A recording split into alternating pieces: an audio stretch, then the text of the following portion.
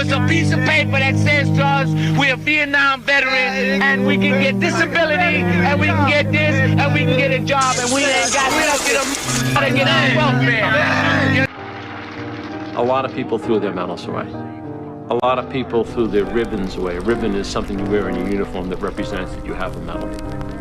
A lot of people threw their citations away. A lot of people threw the boxes away that the medal came in. It was not easy for me to throw my medals away. I had very little that I had ever accomplished. In getting a Silver Star, to me at the time, enormous accomplishment. And I... United States Marine Corps, the Distinguished Flying Cross. For Major Robert Kramer, United States Marine Corps, who also died needlessly, the Silver Star. And everything else. Bob Steele died for these medals. Lieutenant Pomerol died so I got a medal. Sergeant John died so I got a medal. I got a Silver Star, Purple Heart, Army Commendation Medal, 8 Air Medals, National Defense, and the rest of this garbage. It doesn't mean a thing.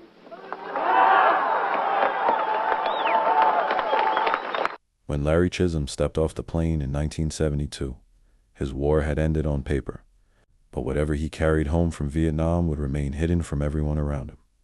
In the years that followed, his life unraveled, his marriage, his promising legal career, and eventually his freedom. Whether the war changed him or simply revealed something already there is a question that has never been fully answered. On May 1st, 1973, that hidden world collided with campus life. According to court testimony, Chism, along with Jonathan Hughes and Stanley McLean, targeted 3 Memphis State students inside Central Towers. Investigators allege the robbery was connected to a heroin deal that had gone bad. Prosecutors argued that the victims were confronted at gunpoint. The 3 students, Stephen Russell Nickel, Brent Nolan, and Steve Baguette, were forced to surrender cash and personal belongings, a watch, a tape player, clothing, a knife, and other valuables disappeared within minutes. The robbery itself was over quickly.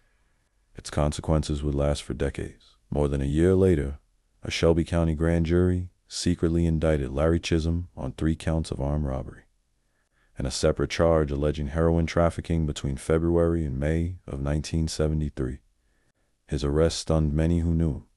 He wasn't an unemployed drifter or a career criminal.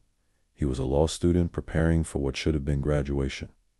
During trial, prosecutors presented witnesses who testified that Chism planned the robbery and led a loosely organized heroin distribution group.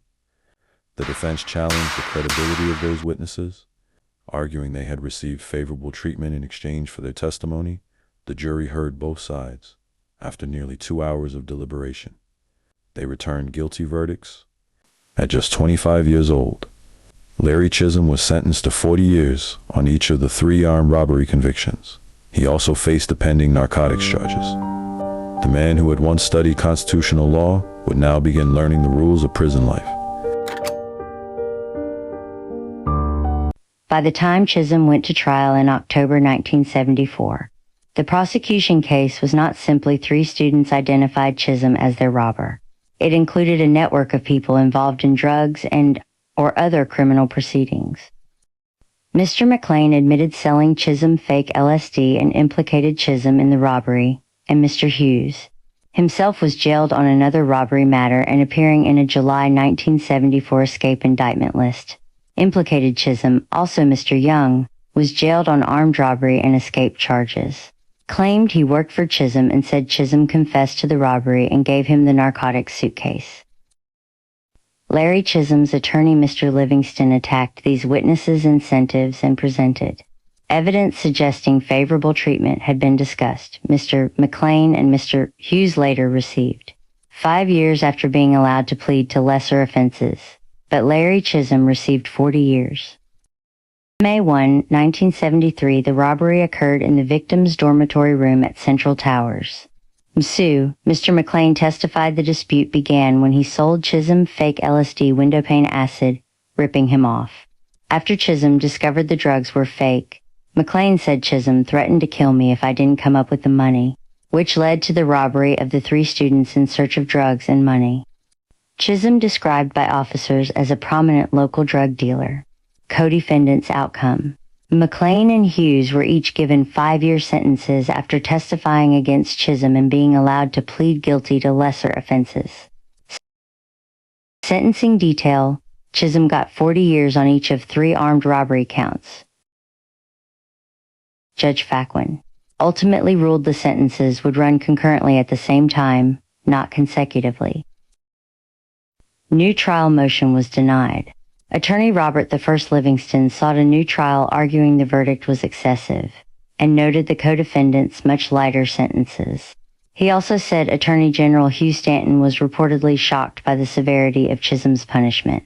Judge Fackwin denied the motion, saying it wasn't excessive given that Chism was portrayed in testimony as the kingpin of the robbery. Robert L. Youngs testified he'd worked for Chism as a bodyguard, bill collector, and dope runner. He said Chism told him if I ever got arrested he would get me out on bond, or get me out of the country. Young said Chism had several narcotic addicts selling drugs for him. He said he agreed to testify against Chism because I'm tired of the life I was living. I'm trying to reform.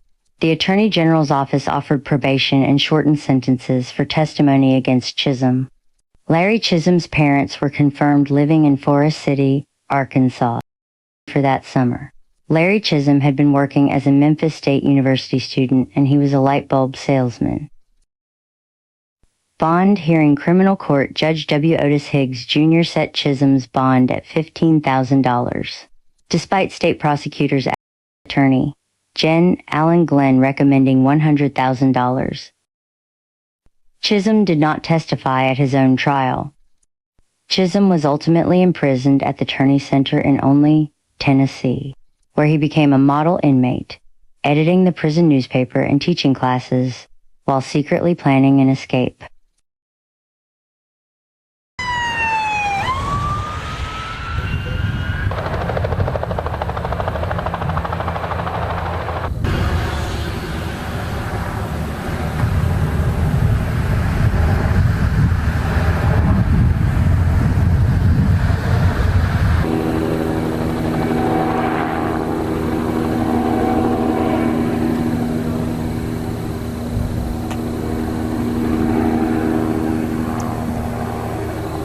Following his convictions on the armed robbery and drug charges in February 1975, Larry Chism was imprisoned at the medium security Turney Center in Olney, Tennessee, 60 miles southwest of Nashville. He made the most of his situation in editing the prison newspaper The Phoenix, teaching business classes to fellow inmates, and mediating disputes between them and prison officials. All the while, however, Chism sought a way out of the slammer. An opportunity eventually presented itself. A model inmate as a reward for their good behavior. 34 inmates, including Chism, were treated to an evening of bowling at the Bowl Arena in Dixon, 25 miles northwest of Olney. On September 13, 1978, after bowling a spare, Chism excused himself to the restroom, where he struck with a vengeance.